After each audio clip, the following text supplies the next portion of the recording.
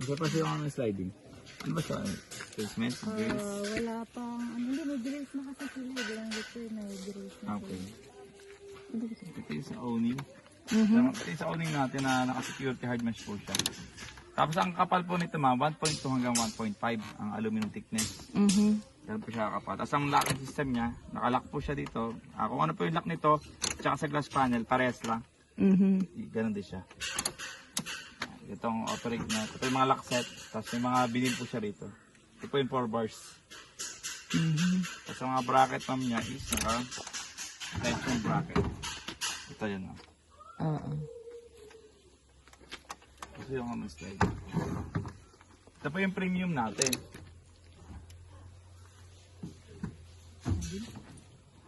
May sliding siya.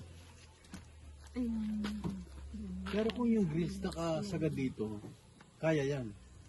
Saan sir? Yung grease doon sa taas, Palo po. hindi kung nakasagad dito sa ano, Labas. kasi nakasagad doon sa tabi. Kung nasa labas po, sa loob po sana kami magbibintang. Oh, ay meron ng ano. Hindi po kasi may hindi po mabubuksan dyan kasi para siya paloob, isa palabas. Ay, hindi. Ah, hindi rin. Hindi po. Kaya ang grease po talaga nito, andito po sa Sa gitna. gitna. May grease po yan dito.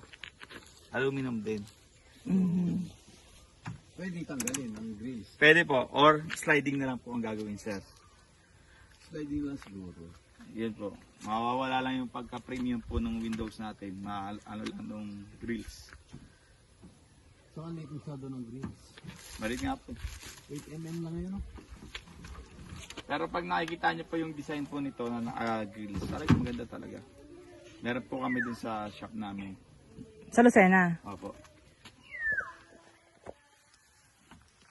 Madadaanan rin naman po yun.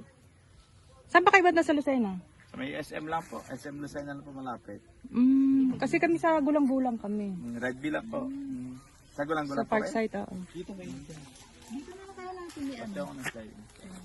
Dito na lang, kami lamesa para